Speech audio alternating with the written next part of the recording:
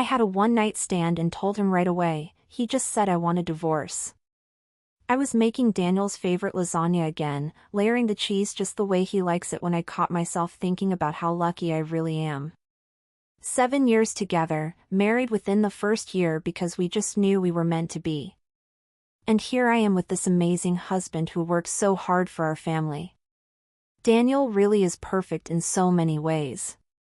He's an incredible father to Sophie and Liam, always patient with them even after his long days at work, and he's never once raised his voice at me or the kids. My friends and family are constantly reminding me how lucky I am to have found someone like him. And they're absolutely right. But lately, I've been feeling this weird restlessness that I can't quite shake. It's not that Daniel does anything wrong. He doesn't. He comes home every night. He helps with bedtime when I ask. He never complains about my cooking or the way I keep the house. He's just so predictable, you know? I can tell you exactly what he's going to say when he tastes this lasagna. Exactly what show he'll want to watch afterward. Exactly how he'll fall asleep on the couch while I clean up the kitchen and get the kids settled for the night. Sometimes I look at him scrolling through his phone while Sophie is trying to show him her latest drawing, and I think about how we used to actually talk to each other about things that mattered. I know that sounds ungrateful, and I really don't mean it that way. Daniel provides for us.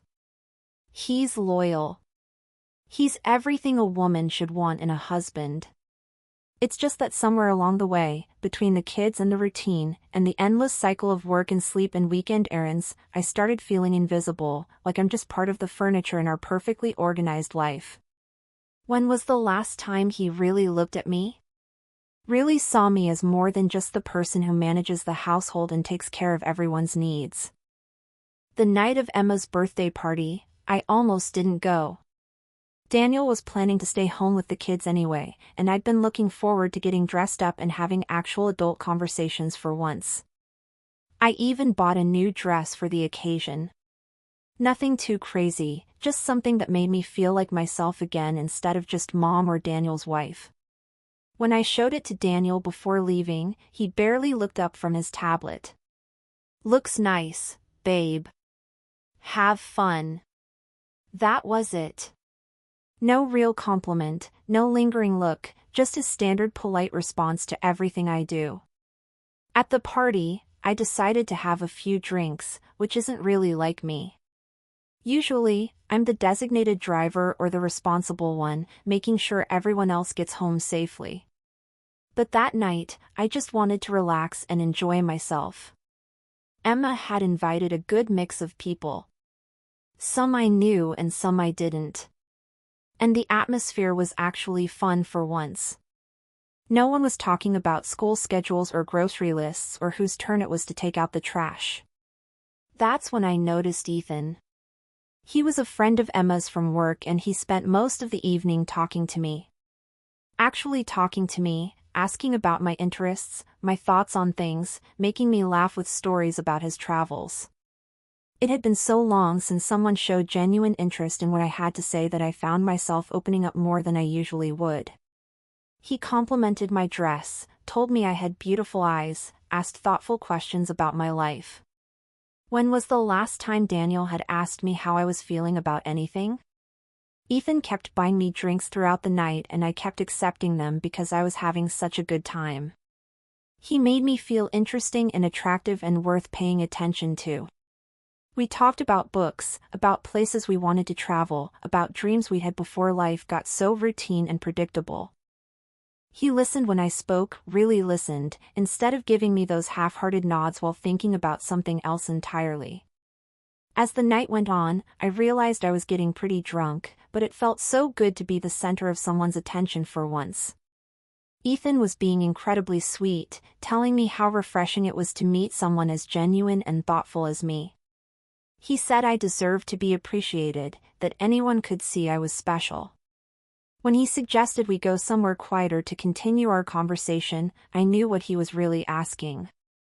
And for the first time in years, I felt wanted and desired in a way that made my heart race. I kept thinking about Daniel at home, probably asleep on the couch with some sports recap playing in the background, not even wondering where I was or when I'd be home. Would he even notice if I came back later than usual?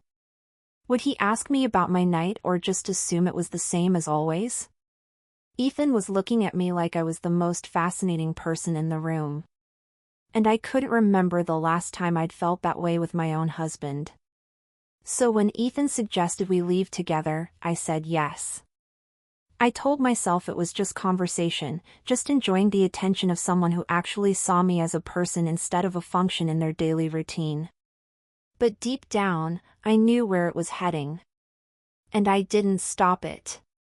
For one night, I wanted to feel like I mattered to someone, like I was worth pursuing and desiring and choosing. Being with Ethan was everything I hadn't realized I was missing. He was attentive and passionate and completely focused on me in a way that made me remember what it felt like to be wanted. It was the first time I'd felt so good about myself in years. The first time someone had made me feel beautiful and interesting and worth their undivided attention. I know how that sounds, but when you've been feeling invisible for so long, having someone see you that way is intoxicating. Afterward, riding home in the taxi, as the sun started to come up, reality began creeping back in. I thought about Daniel and the kids sleeping peacefully at home, trusting me completely. And I felt this weird hollow feeling in my stomach. Not exactly guilt, but more like anxiety about having to transition back to regular life after feeling so alive and appreciated. I knew I'd have to face Daniel soon, and I started thinking about whether I should just keep this to myself or be honest about what happened. By the time the taxi pulled into our driveway, I decided that honesty was the right choice. I'm not the kind of person who sneaks around and lies to her husband no matter what. Daniel deserved to know the truth, and I owed it to him to be upfront about my mistake. I figured he'd be upset at first, obviously, but we'd been together for 7 years. We had 2 beautiful children and a life we'd built together. One night of weakness shouldn't destroy everything we'd worked for. Daniel was awake when I came in, which surprised me. He was sitting at the kitchen table with a cup of coffee, still in his pajamas, and he looked up when I walked through the door. "Hey," he said quietly. "How was the party?" I sat down across from him and took a deep breath. "Daniel, I need to tell you something and I need you to let me explain before you react." His expression didn't change, but I could see him tense up slightly. "Something happened tonight that I'm not proud of, but I want you to hear it from me because you deserve honesty." I told him everything about feeling disconnected lately, about Ethan's attention, making me feel appreciated, about drinking too much, and making a choice I knew was wrong. I explained that it didn't mean anything beyond that one night, that it was about me feeling invisible and unimportant, not about him being inadequate as a husband. I emphasized that I came straight home and told him immediately because our marriage means everything to me. Daniel listened without interrupting, his face completely unreadable. When I finished talking, he was quiet for what felt like forever. Then he looked directly at me and said very calmly, "I want to divorce." I felt like someone had just turned the volume down on everything around me. "Daniel, please, let's talk about this. I know you're hurt, but we can work through this together. It was one mistake, one night where I felt lost and made a terrible choice. That's not worth throwing away 7 years and breaking up our family." But he just shook his head. "I can't do this, Sarah. I can't be married to someone who would do this to us, to our kids. I need you to understand that this changes everything." I started crying then, begging him to reconsider, to think about Sophie and Liam and everything we built together. "Please don't make a permanent decision based on one night of stupidity. I'm the same person you married, the same person who's been taking care of our family all these years. This doesn't have to destroy us if we don't let it." We talked for hours with me trying to help him understand that people make mistakes, that real love means fighting for each other even when things get difficult. I reminded him of all our good years, all the reasons we fell in love, all the ways we were perfect for each other despite this one horrible lapse in judgment. Finally, he agreed to try counseling before making any final decisions. Though I could tell he was only doing it because I kept bringing up the kids. The counseling sessions were incredibly frustrating. Daniel would sit there scrolling through his phone half the time, giving these minimal responses when the counselor asked him questions. "No, I don't know. Whatever Sarah wants," like he wasn't even trying to engage with the process. He'd stay completely quiet during most of the session, then suddenly come out with these negative comments about trust and betrayal that made it clear he'd already made up his mind. I was doing all the emotional work, opening up about my feelings and my mistakes and my commitment to making things right, while he acted like some sulky teenager who'd been dragged there against his will. The counselor kept trying to get him to participate more actively. But Daniel seemed determined to prove that our marriage wasn't worth saving. At home, things got even more complicated. Daniel started making these demands about physical intimacy, things he knew I wasn't comfortable with. And when I'd hesitate or try to explain my boundaries, he'd get this cold look and say something like, "The exit is right there if you want to leave." He was basically threatening me with divorce every time I didn't do exactly what he wanted, which felt incredibly unfair considering I was already doing everything possible to make up for my mistake. I ended up agreeing to things I absolutely despised just to keep him from walking away from our marriage. I figured if that's what it took to prove my commitment and help him heal, then I could handle it temporarily. But it felt like punishment rather than reconciliation, like he was trying to make me pay for my mistake in the most humiliating way possible. Meanwhile, I took over all the household responsibilities completely. Daniel stopped helping with cooking, cleaning, laundry, anything domestic. I was managing everything alone while also trying to be emotionally available for the kids who could sense the tension even though we tried to keep our problems private. I thought maybe if I could show him how dedicated I was to our family, how hard I was working to make everything perfect, he'd start to soften and remember why we belonged together. Instead, Daniel started having these explosive outbursts where he'd call me horrible names and tell me what a mistake it was to marry me. Sometimes Sophie and Liam could hear him from their rooms, which broke my heart because they didn't deserve to be exposed to that kind of anger. He'd go from completely ignoring me to suddenly exploding with all this rage, then back to cold silence like nothing had happened. The worst part was discovering that he was having emotional conversations with other women during this whole period. I'd notice him texting more than usual, taking calls in private, being secretive about his phone in ways he'd never been before. When I finally confronted him about it, he just deflected by bringing up what I'd done. Like that gave him permission to start building connections with other people while we were supposedly working on our marriage. "I don't give a damn what you think or feel about this," he told me during one of our fights. "You lost the right to have opinions about my behavior when you decided to sleep with someone else." He was having these intimate conversations with multiple women, sharing his feelings and problems with them instead of working through things with me.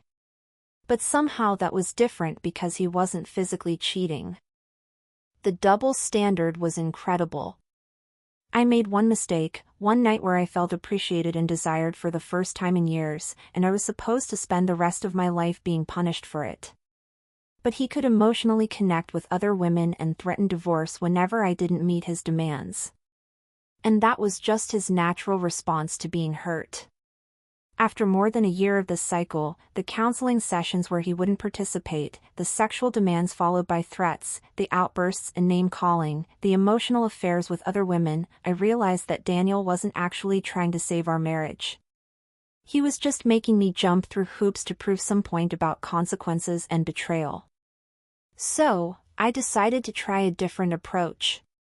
Instead of continuing to beg and plead and accommodate his every demand, I sat him down and told him I was ready to let him go, if that's what would make him happy.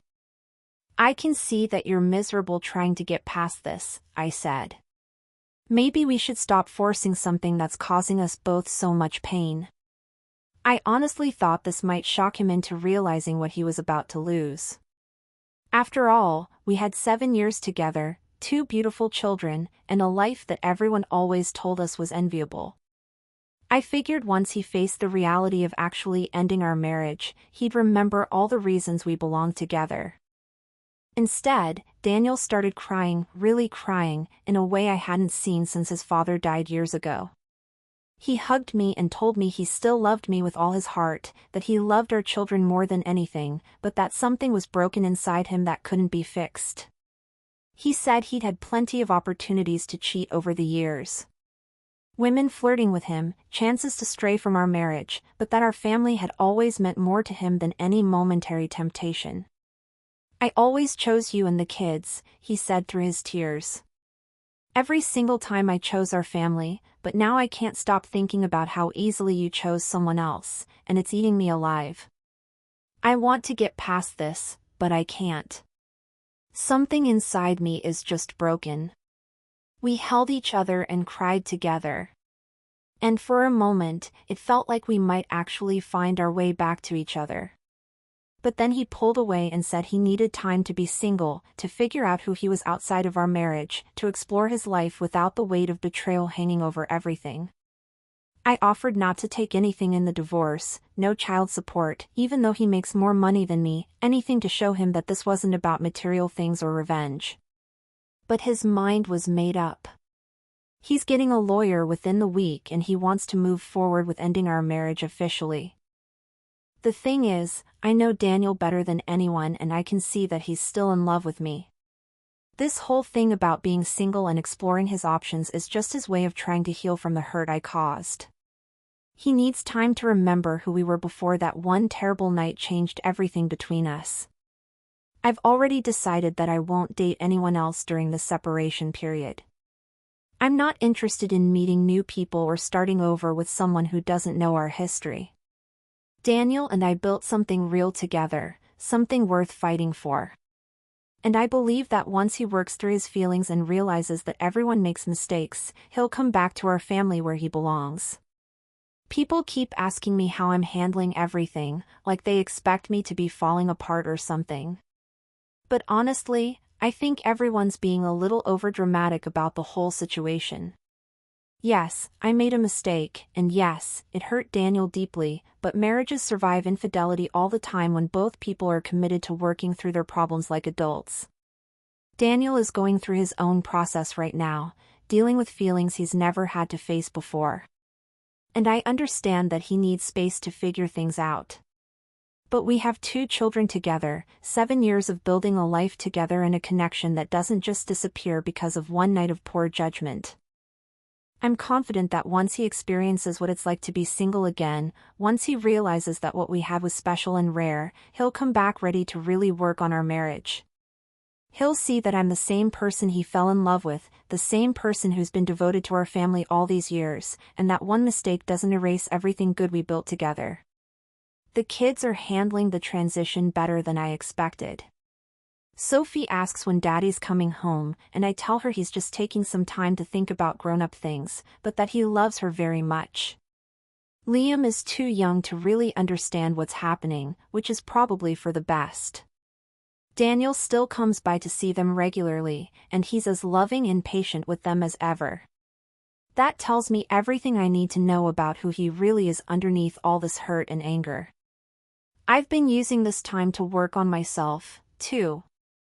Thinking about what led me to make such a destructive choice and how I can be a better partner when Daniel comes back. I realize now that I was taking our stability for granted, focusing too much on what felt missing instead of appreciating what we had. Ethan represented something exciting and new. But excitement fades. What Daniel and I have is deeper than that. It's real love, real partnership, real commitment to building something lasting together. When Daniel comes back, and I believe he will, I'll be ready to show him that I've learned from this experience. I'll be more grateful, more present, more aware of how precious our family really is. This separation might actually end up strengthening our marriage in the long run, teaching us both not to take each other for granted and helping us remember why we chose each other in the first place. I know that might sound naive to some people, but I've seen Daniel's heart. I know how much he loves our children, how much he values family and commitment and building something meaningful together. Right now, he's hurt and angry and feeling betrayed. But those feelings will fade as he realizes that everyone makes mistakes and that real love means choosing each other again and again, even when things get difficult. Our story isn't over yet. This is just a painful chapter that we'll look back on someday as the time we almost lost everything but found our way back to each other. Daniel needs to work through his feelings, and I need to prove that I'm the woman he fell in love with, the mother of his children, the partner who's committed to building a beautiful life together. I'm not giving up on us. And deep down, I know he hasn't either.